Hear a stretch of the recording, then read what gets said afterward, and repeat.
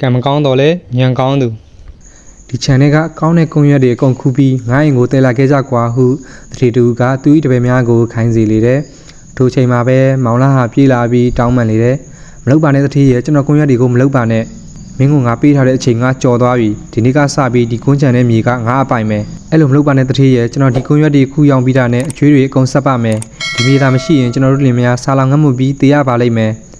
မောင်လာသည်ဒူးထောက်ပြီးတောင်းပန်ခဲ့တော်လဲတတိကမူကျူးမဆိုင်ပဲသူ၏မြေကိုသိမ်းယူခဲ့ပါတယ်ထိုအခါမောင်လာသည်ငါကံကြမ္မာကလည်းဆိုးလိုက်တာဒီလောက်မြေတည်တလေးတောင်မပိုင်တော့ဘူးဟုညီးတွားရင်းငိုကြွေးလေတယ်မောင်လာအိမ်ပြန်ရောက်တဲ့အခါဇနီးဖြစ်သူကမျက်နှာမကောင်းသောသူ့ကိုမြင်ပြီးမေးလေတယ်ဘာဖြစ်လာတာလဲယောက်ျားနင်နာလဲမကောင်းပါလားတတိကငါကွန်းကြံတဲ့မြေကိုအကုန်သိမ်းသွားပြီခုတော့ငါတို့ဘာနဲ့လောက်ကင်စားတော့ရတော့မလဲငါတို့မှဘာမှမရှိတော့ဘူးဟုမောင်လာကပြောပြတယ်ဒါပေမဲ့ကျမတို့မှရေကတကန်ရှိသေးတယ်လေအဲ့ဒီရေကန်ကညစ်ပတ်လွန်းလို့နွားတွေတောင်ရေစင်မတော့ကြဘူးလေဟုမောင်လာကစိတ်ပြက်စွာပြောတော့လဲဇနီးကမူကျမတို့အဲ့ဒီကန်ကိုတန်ရှင်းပြီးငါးမွေးကြမယ်လေအဲ့ဒီကန်ကိုဘယ်သူမှမစင်းတော့ငါးရီခိုးမှကိုလည်းစိတ်ပူစရာမလိုတော့ဘူးဒါပေမဲ့ငါတို့မှငါးမွေးဖို့ပိုက်ဆံမှမရှိတာဘယ်လိုလုပ်ရမလဲထိုခါဇနီးဖြစ်သူကသူ့ငကတ်ကိုချွတ်ပေးပြီးဒါကိုယူပြီးသွားပေါင်လိုက်ပါရလာတဲ့ပိုက်ဆံနဲ့ငါးမွေးကြတာပေါ့ဟုပြောလေတယ်ဤသို့ဖြစ်မောင်လာဟာအပေါင်ဆိုင်သို့တွားရောက်ပြီးရလာတဲ့ပိုက်ဆံဖြင့်ငါးမွေးမြူရေးလုပ်ငန်းကိုစတင်ခဲ့ပါတယ်အဲ့ဒီချိန်မှာပဲဦးမြရောက်လာပြီးဟေးမောင်လာမင်းဘာလုပ်နေတာလဲဟုမေးလေတယ်မောင်လာကလည်းကျွန်တော်ငါးမွေးမြူရေးလုပ်နေတာပါဦးလေးကျွန်တော်မြေကိုတတိကတိမ်သွားတော့ကျွန်တော်မှရှိတဲ့ဒီကန်လေးထဲမှာပဲငါးမွေးမြူရေးလုပ်ပြီးစားဝတ်နေရေးအတွက်ဖြည့်ရှင်းရတော့မှာပေါ့ဟုရှင်းပြတယ်ထိုအခါဦးမြကမင်းဖေတောင်ဒီကန်ထဲမှာငါးမွေးမြူရေးလုပ်ပြီးဒုက္ခရောက်ခဲ့ရတာမင်းမသိဘူးလားဟုတတိပေးကထွက်သွားလေတယ်တလားခန့်ကြာမြင်သောအခါမောင်လာ၏ဇနီးကဝမ်းသာအားရဖြင့်ပြောလိုက်တယ်ကျမတို့ရဲ့ဝမ်းနည်းစရာနေရက်တွေကိုဆုံးသွားပြီထင်တယ်တေချာတာပေါ့ဒီငါးတွေရောင်းပြီးသွားရင်မင်းရဲ့ငကတ်ကိုငါပြန်ရွေးလာခဲ့ပါမယ်ဟုတ်ပါပြီအရင်ဆုံးငါးဖမ်းကြတာပေါ့ရှင်မောင်လာတို့လင်မယားငါးဖမ်းနေချိန်မှာပဲဦးမြရောက်လာပြီးဝါငါးတွေကများလာကြည်လားဟုအံ့ဩစွာပြောလေတယ်ဟုတ်တယ်ဦးလေးကျွန်တော်တို့ကဒီငါးတွေကိုဖမ်းပြီးဈေးထဲမှာတွားရောက်ကြမှာဟုမောင်လာကပြန်ဖြေတယ်ဤသို့ဖြင့်မောင်လာသည်ငါးများကိုရောင်းချရန်ဈေးထဲသို့သွားခဲ့ပါတယ်လက်လက်ဆက်ဆက်ငါးတွေရမယ်လက်လက်ဆက်ဆက်ငါးတွေရမယ်ဟုအော်ဟစ်ရောင်းချရာခဏလေးအတွင်းမှာပဲမောင်လာရဲ့ငါးတွေဟာအလူရက်ဝယ်ယူသူများကြောင့်အလင်းမြန်ကုန်သွားခဲ့ပါတယ်သို့သောမောင်လာ၏ငါးကိုဝယ်ပြီ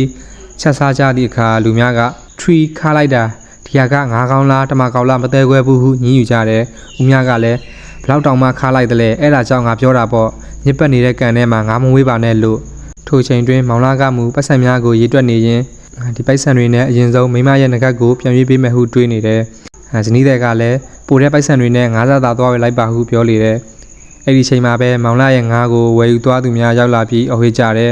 ငါတို့ရဲ့ပိုက်ဆံတွေကိုပြန်ပေးပါငါတို့ရဲ့ပိုက်ဆံတွေကိုပြန်ပေးပါဘာဖြစ်လို့လဲဗျာဟုမောင်လာကမေးတယ်အခုမှဘာဖြစ်လို့လဲမေးနေတာလားငါတို့ကိုမကောင်းတဲ့ကံတွေကငါးတွေရောင်းပြီးတော့ခင်ဗျားတို့ဘာတွေပြောနေကြတာလဲကျွန်တော်နားမလည်ဘူးဟုမောင်လာကကြိုးသားစွာပြောတယ်မင်းရဲ့ငါးတွေကစီးခါတောက်နေရတယ်လို့ပဲခါတူနေတာပဲအဲ့တော့ငါတို့ပိုက်ဆံတွေကိုပြန်ပေးပါဟုဝယ်သူများကဒေါသတကြီးပြောကြတယ်ဒုက္ခဦးမြရောက်လာပြီးငါပြောခဲ့သားပဲအဲ့ကန်ထဲမှာငါးမွေးလို့မရနိုင်ဘူးသူတို့ပိုက်ဆံတွေကိုပြန်ပေးလိုက်ပါဟုဝင်ရောက်ပြောဆိုတယ်မိမကြီးသူတို့ပိုက်ဆံတွေကိုတွားယူပြီးပြန်ပေးလိုက်ပါဟုမောင်လာကဇနီးတဲ့ကိုပြောလိုက်တယ်ဤသို့ဖြင့်မောင်လာတို့လင်မယားမှာဘာပစ္စည်းမှမကြံတော့ပဲငကလေးပါဆုံရှုံသွားခဲ့ရပါတယ်မိမကြီးမင်းရဲ့ငကလေးလည်းဆုံရှုံသွားပြီးအခုငါတို့ဘာဆက်လုပ်ကြမလဲဟုမောင်လာကမေးမြန်းတယ်ကျမတို့ဒီတစ်ခါကန်ထဲမှာငါမမွေးတော့ပဲတတိဝလန်စိုက်ကြတာပေါ့ဟုဇနီးကအကြံပေးတယ်ဒါပေမဲ့ငါတို့မှာပိုက်ဆံမှမရှိတော့တာရှင်တထေးစီတစ်ခါလောက်သွားပြီးပိုက်ဆံသွားချေကြည့်ပါလားဟုပြောလေတယ်နောက်တနေ့တွင်မောင်လာသည်တထေးစီကိုသွားခဲ့ပါတယ်ငါကမင်းကိုဘာလို့ပိုက်ဆံချေရမှာလဲအရင်တော့ကမင်းမှာမြေရှိတယ်အခုမင်းစီမှာဘာမှမရှိတော့ဘူးဟုတထေးကညှင်းဆန်တယ်ဒါပေမဲ့ကျွန်တော်စီမှာကန်တကန်ရှိပါသေးတဲ့တထေးရဲ့ပိုက်ဆံကိုပြန်မဆက်နိုင်ရင်ကျွန်တော်ရဲ့ကန်ကိုတင်လိုက်ပါဟုမောင်လာကအာမခံလေတယ်အေးဒါဆိုငါမင်းကိုပိုက်ဆံချေပေးလိုက်မယ်နောက်6လနေလို့မှပြန်မဆက်နိုင်ရင်မင်းရဲ့ကန်ကိုငါသိမ့်ပြစ်မယ်ဟုတထေးကသဘောတူလိုက်တယ်ဟုတ်ကဲ့ပါတထေးကျွန်တော်လက်ခံပါတယ်ဤသို့ဖြစ်တထေးသည်သူ၏တပည့်ကိုပိုက်ဆံသွားယူခိုင်းကမောင်လာကိုပေးလိုက်ပါတယ်နောက်တစ်နေ့တွင်မောင်လာတို့လင်မယားတီးဝလန်ဆိုင်ပြိုးနေချိန်မှာပဲဦးမြရောက်ရှိလာပါတယ်ဟေးဒီတစ်ခါရောကန်ထဲမှာဘာလို့အောင်မလို့လဲဟုမေးလိုက်ပါတယ်တီးဝလန်ဆိုင်ပြိုးမလို့ပါဦးမြဟုမောင်လာကပြန်ဖြေတယ်ကောင်းတယ်ဒါဆိုငါသွားတော့မယ်ဟုဦးမြကပြောပြီးထွက်သွားပါတယ်မောင်လာတို့လင်မယားဟာရေပေါ်တီးနှံများကိုစိုက်ပျိုးခဲ့ကြပါတယ်မိမရေကြည့်လိုက်ပါအောင်ငါတို့တီးတွေဘလောက်တောင်ဖြစ်ထွန်းအောင်မြင်နေလိုက်တယ်လဲဟုမောင်လာကဝမ်းသာအားရပြောလေတယ်ဟုတ်တာပေါ့ရှင်တီးဝလန်တွေကလည်းလက်ဆက်နေတာပဲဟုဇနီးကပြန်ပြောတယ်မောင်လာတို့လင်မယားသည်တီးများကိုခုပြီးဈေးထဲမှာတွားရောက်ခဲ့ပါတယ်လက်ဆက်တဲ့ရေပေါ်တီးတွေရမယ်လက်ဆက်တဲ့တီးတွေရမယ်ဟုအော်ဟစ်ရောင်းချလေတယ် အဲ့ဒီချိန်မှာပဲရွာသူရွာသားများကသူ့ရဲ့တတိများကိုဝယ်ပြီးစားကြည့်လိုက်တဲ့အခါထရီခါလိုက်တာဟုအမေရိကန်များထွက်ပေါ်လာပါတယ်။ဘာဖြစ်ကြတာလဲအကိုတို့ဟုမောင်လာကမေးလေတယ်။မင်းရဲ့တတိတွေကခါတူနေတာပဲစားလို့တောင်မရဘူး။ဟိုတစ်ခါတုန်းကလည်းခါတဲ့ငါးတွေကိုရောင်းချခဲ့တယ်။မင်းကိုဒီစည်းထဲမှာနောက်တစ်ခါမမြင်ချင်ဘူးဟုရွာသားများကအပြစ်တင်ကြတယ်။ဤသို့ဖြင့်မောင်လာသည်အိမ်ကိုပြန်ခဲ့ရပါတယ်။အခုတော့ဘလို့ဆက်လုပ်ရမလဲ။တတိရဲ့အကျွေးကိုမဆက်နိုင်ရင်တတိကငါတို့ရဲ့ကံကိုတိန်တော့မယ်ဟုမောင်လာကပူပန်စွာပြောလေတယ်။ ဒါတွေအလုံးကျမကြောင့်ဖြစ်ရတာကျမပြစ်တွေပါပဲရှင်ဟုစနီးကဝန်ခံတယ်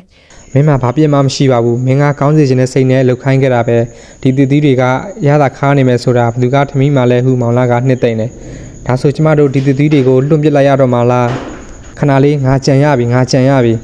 ဘာကြံရတာလဲယောက်ျား အဲ့ဒီချိန်မှာပဲမောင်လာသည်တကြားရီတစ်ခွက်ကိုဖြော်လိုက်ပါတယ်ဘာလို့မလို့လဲယောက်ျားဟုဇနီးကမေးတယ်ငါပြောသလိုသာလှုပ်ပါအဲ့ဒီတည်တည်တွေကိုအခွန်ချွတ်ပြီးဒီတကြားရီတွေကိုထည့်လိုက်ပါဟုမောင်လာကခိုင်းတယ်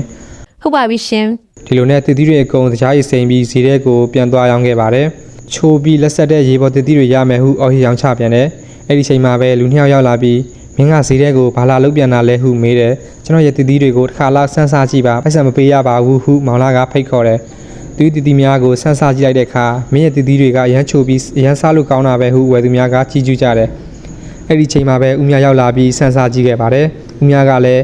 မင်းရဲ့တည်တည်တွေကလက်ဆက်ပြီးအရန်စားလို့ကောင်းတာပဲဒီလောက်ကောင်းတဲ့အတီမျိုးတစ်ခါမှမစားဘူးဟုအံ့ဩစွာပြောလေတယ်ဒီတို့ဖြင့်မောင်လာရဲ့တည်တည်တွေဟာအရန်ရောင်းကောင်းပြီးနမကြီးသွားတာကြောင့်သရေကြီးကိုယ်တိုင်ရောက်လာခဲ့ပါတယ်ဟေးမောင်လာငါ့ကိုလည်းအတီတစ်ဝက်လောက်ပေးပါ